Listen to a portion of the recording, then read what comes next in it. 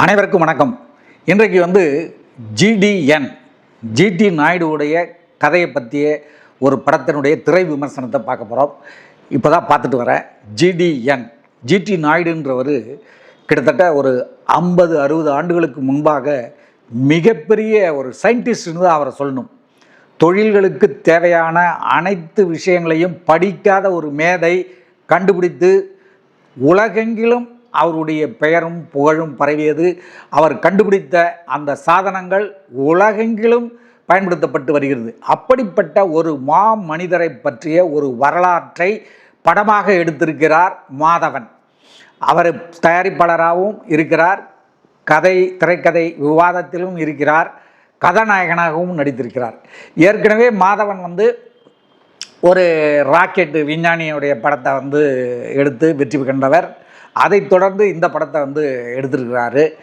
இந்த படத்தை பற்றி சொல்லணும்னா, மாதவன் ஜிடி நாயுடுவாக நடிச்சிருக்கார்.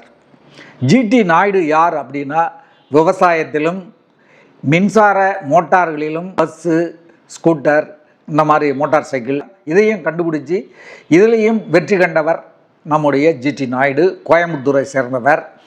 அவருடைய வரலாற்றை ஒரு ஆவணப்படம் போல் எடுத்து விடுவார்களோ என்று நாம் நினைக்கும் பொழுது அப்படி இல்லாமல் ரசிக்கும்படியாக எடுத்திருக்கிறார்கள்.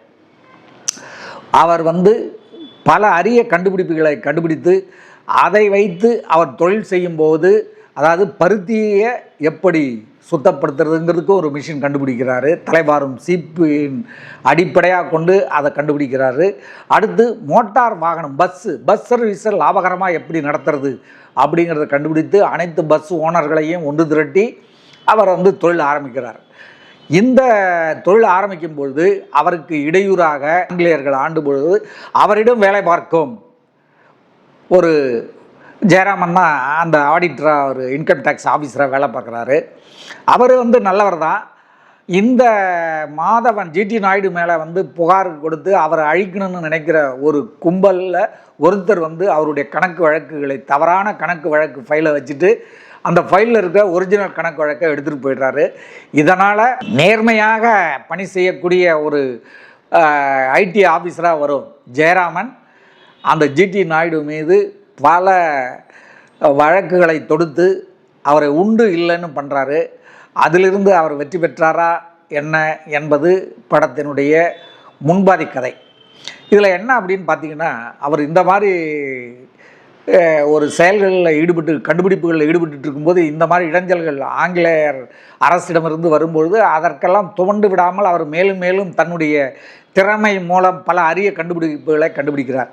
அந்த நேரத்தில் அவருடைய முதல் மனைவி அவங்க உங்களுக்கு நான் சரியான வாழ்க்கை துணை இல்லை, நீங்கள் இன்னொரு கல்யாணம் படித்தவராக இருக்கக்கூடிய ஒரு பெண்ணை கல்யாணம் செய்துக்குங்கன்னு சொல்கிறாங்க. இவரும் செஞ்சுக்கிறாரு. என்ன இது, எதுக்கு அந்த காலத்துலலாம் இப்படி தான் இருந்தாங்களா அப்படின்னு நினைக்க தோன்றுது. இருந்தாலும் அந்த பெண்ணினுடைய சாக்ரிஃபைஸை என்னன்னு சொல்கிறது, அந்த வரலாற்றையும் இதில் காட்டியிருக்கிறாங்க. இதில் பிரியாமணி, அப்புறம் துஷாரா விஜயன், ஷீலா ராஜ்குமார், சத்யராஜ், தம்பி ராமையா, கருணாகரன், இப்படி ஜெயராமன் உட்பட இப்படி பல நடிகர்கள் இதில் நடிச்சிருக்கிறாங்க. முக்கியமாக ஜெயராமன் ஒரு பிராமண ஐடி ஆஃபீஸராக வேலைக்கு அந்த பிராமணர்கள் எவ்வளவு நேர்மையாக பேப்பரை மட்டும்தான் அவங்க பார்ப்பாங்க, பேப்பரை தாண்டி எதையும் பார்க்க, பேப்பரில் என்ன இருக்கோ அதை வச்சு அவங்க ஆக்ஷன் எடுப்பாங்க அப்படிங்கிறத அவருடைய கேரக்டர் மூலயமா காட்டி, கடைசியில் அதாவது ரிட்டையர் ஆன பிறகு அவங்க அந்த முதலாளிகிட்ட உங்களை நான் தப்பாக நினச்சிட்டேன்னு ரிட்டையர் ஆன பிறகு போய் அவர்கிட்ட மன்னிப்பு கேட்கறது முதற்கொண்டு எல்லாம் உலகத்தில் நடக்கக்கூடிய, தமிழகத்தில் நடக்கக்கூடிய இந்த ஆஃபீஸர்களுடைய விஷயத்தை ரொம்ப நியாயமாக நேர்மையாக காட்டியிருக்காரு. ஏன்னா மாதவனும் ஒரு பிராமண சமூகத்தை சேர்ந்தவர் தான். இருந்தாலும் பிராமணர்கள் எப்படி இருப்பாங்க அப்படிங்கிறத அவர் இன்டைரக்டாக தன் சொந்த அனுபவத்தின் மூலமாக சொன்னாரா என்னவோ தெரியல, அதை சொல்லியிருக்காரு. அது மட்டும் இல்லாமல் அவர் கண்டுபிடிக்கிற ஒரு கண்டுபிடிப்பு நம்மளுடைய ஜெர்மன் அந்த ஹிட்லர் வரைக்கும் போய் ஹிட்லர் கையால் அந்த ஜிடி நாயுடு வந்து விருது பெறுறார். அது எப்படி போகுது, அந்த விருதை பெற்றுட்டு இந்தியாவுக்கு வந்தாரா, அந்த விருதை வாங்கினதால அவருக்கு மேலும் மேலும் எப்படி தொல்லைகள் வந்தது அப்படிங்கிறத மிக அழகான திரைக்கதை மூலம் வந்து இதில் சொல்லியிருக்காங்க. இன்னொரு பெரிய விஷயம் என்னென்னா, ஜிடி நாயுடு ஜெர்மன் போயிட்டு ஹிட்லர் மூலயமா அந்த விருதை வாங்கிட்டு அங்கே அந்த பென்ஸு கம்பெனியை ஜிடி பென்ஸ்னு இந்தியாவில் ஆரம்பிக்கிறதுக்கு, அதுவும் கோயம்புத்தூரில் ஆரம்பிக்கிறதுக்கு பர்மிஷனோடு அவர் இந்தியா வருகிறார். அவர் வர்றதுக்கு முயற்சிக்கும்பொழுது உலகப்போர் வந்துடுது. அதில் மாட்டி அவர் எப்படி இங்கே வர்றார் அப்படிங்கிறது அது ஒரு பெரிய கதையாக விஷயமாக அழகாக சொல்லியிருக்காங்க. அந்த நேரத்தில் அவருடைய மனைவி, கர்ப்பமாக இருந்த மனைவி குழந்தை பெற்றுட்டு 1 ஆண்டு காலம் புருஷனையே பார்க்காம குழந்தை பெற்று கஷ்டப்பட்டு அவங்க அந்த குழந்தைய வளர்த்துட்டு இருக்கிறாங்க. இது எல்லாத்தையுமே காட்டியிருக்கிறாரு இந்த படத்தில் மாதவன். அந்த டைரக்டரு கிருஷ்ணகுமார் ரொம்ப அருமையாக பண்ணியிருக்கார் கிருஷ்ணகுமார். அந்த மாதிரி போயிட்டு இருக்கும்போது இந்த செகண்ட் ஹாஃபில் ஜிடி நாயுடு அந்த அனைத்து கண்டுபிடிப்புகளும் கண்டுபிடித்து விட்டு அரசாங்கத்திலோடு மோதுவதால் அனைத்தையும் இழந்துவிட்டு தனது முதல் மனைவியும் வந்து விவாகரத்து கேட்டு கோர்ட்டில் விவாகரத்து பண்ணிட்டு போயிடுறாங்க. இதனால் அவர் வந்து எவ்வளவு மன உளைச்சலுக்கு இருப்பாருங்கிறதையும் காட்டுறாங்க. இப்படி போயிட்டுருக்குங்க. இப்படி போயிட்டுருக்கும்போது இடையிடையே வந்து அந்த ஜிடி நாயுடுனுடைய கண்டுபிடிப்பை நம்ம சுதந்திரம் வாங்கின பிறகு நம்முடைய அரசியல் தலைவர்கள் எல்லாம் அவரை நேரடியாக போய் பாராட்டுறாங்க. இந்திய பிரதமராக இருந்த அப்போதைய பிரதமர் நேரு, இப்படி காமராஜர், அறிஞர் அண்ணா, இப்படி பல அரசியல் தலைவர்களும், இப்போ அது இருந்த கலைஞர், நெடுஞ்செழியன், எம்ஜிஆர், இப்படி பல அரசியல் தலைவர்களும் அவரை போய் பாராட்டுறாங்க. அவருடைய கண்டுபிடிப்புகள், அதாவது விவசாயத்துலேயும் ஒரு புரட்சியான கண்டுபிடிப்புகளை கண்டுபிடிக்கிறாரு. பப்பாளியை வந்து நிறைய விளைவிக்கிறது எப்படி அப்படின்னு அதையும் கண்டுபிடிக்கிறாரு. முதலாக மின்சார மோட்டாரை கண்டுபிடிச்சது அவர் தான் அப்படிங்கிறது இந்த படத்தை பார்த்த பிறகு தான் நமக்கே தெரியுது. இப்படி பல அரிய கண்டுபிடிப்புகள் எல்லாத்தையும் கண்டுபிடிச்சிட்டு கடைசியில் இப்படி அவருடைய குடும்ப சிக்கலில் மாட்டிக்கிட்டு சீரழிஞ்சு போகிறாரு அப்படிங்கிறத மாதவன் தன்னுடைய நடிப்பின் மூலம் படம் பார்ப்பவர் இடங்களில் துவாரமிட்டு நுழைந்து போகிறார். அவரே அந்த அளவுக்கு அருமையான நடிப்பு. என்ன அங்கங்கே கமலஹாசனை வந்து ஞாபகப்படுத்துகிற மாதிரி இருக்குது. கமலஹாசன் சாயலில் அவருடைய நடிப்பு தெரியுது ஒவ்வொரு காட்சியிலும். இருந்தாலும் பரவாயில்ல, முயற்சி பண்ணியிருக்கார், அதுக்காக பாராட்டலாம். இந்த படத்தினுடைய மூலம் அவர் சொல்ல வர்றது என்னென்னா, எப்படி நல்ல விஷயமும் சொல்லியிருக்காரு, அதே நேரத்தில் ஒரு கெட்ட விஷயமும் சொல்லியிருக்காரு. அது என்ன அப்படின்னா, அவருடைய ஜிடி நாயுடுனுடைய வரலாற்றை இந்த இளைஞர்கள் தெரிந்து கொள்வதற்கு அதை பாடப்புத்தகங்களை சரித்திரமாக அந்த பாடப்புத்தகங்களை அவருடைய வரலாற்றை வந்து வைக்கணும் அப்படின்னு சொல்லியிருக்காரு. அது பாராட்டப்பட வேண்டிய விஷயம்.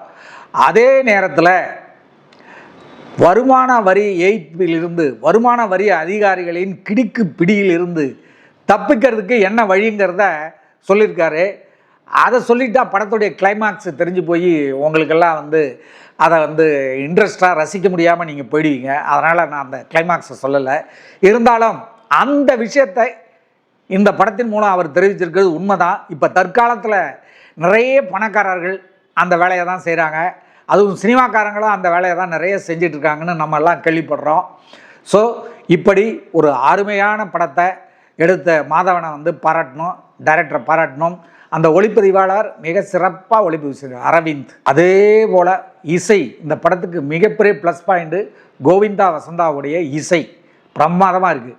இந்த படத்தில் நடிச்சிருக்க துஷாரா விஜயன் ஆகட்டும், பிரியாமணி கொஞ்ச நேரம் வர்றது, ஷீலா ராஜ்குமார், அந்த சின்ன வயசு மாதவனாக வந்திருக்கிறவர் எல்லாம் ரொம்ப பிரமாதம். சத்யராஜ் நான் படிக்காதவன், ஆனால் மோட்டார் பஸ்ஸு நடத்தினவன். அந்த மோட்டார் பஸ்ஸில் என்னென்ன ரிப்பேர் வரும், என்னென்ன வருங்கிறது அது ஓடுற வழியை வச்சு கண்டுபிடிப்பேன் அப்படின்னு சொல்கிற அவருடைய அந்த நடிப்பு, ஆங்கிலேயர்களையும் அவர் வந்து பிராமணர்களையும் எப்படியெல்லாம் வந்து நம்ம நியாயமானவர்களை ஒடுக்குகிறார்கள் என்று வரும்பொழுதெல்லாம் கோபப்பட்டு அவர்களை வந்து கிண்டல் அடித்து இவர் சாடுறது வந்து ரொம்ப பிரமாதமான நடிப்பு.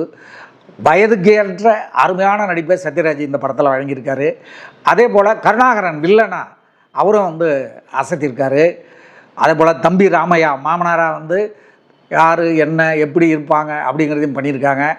கொங்கு மண்டலத்தில் பருத்தி தொழில், பருத்தியை வந்து அந்த விதை கொட்டை இதெல்லாம் எடுத்து சுத்தப்படுத்தி அதை வந்து உலகளவில் பெரிய வியாபாரம் பண்ணிக்கிட்டு இருந்தாங்க அப்படிங்கிறத அழகாக காட்டியிருக்காங்க. ஸோ இந்த படம் வந்து மிகப்பெரிய கமர்ஷியல் படமாக இல்லைன்னா கூட, காந்தி அளவுக்கு ஒரு பிரம்மாண்டம் இல்லைன்னா கூட, ஒரு ரசிக்கும்படியான ஒரு மாமேதையின் வரலாற்றை தெரிந்து கொள்ளும்படியாக அழகாக எடுத்த இந்த டீமை பாராட்டலாம். நீங்களும் போய் பாருங்கள். நன்றி. மீண்டும் அடுத்த வீடியோவில் சந்திக்கிறேன் நேயர்களே.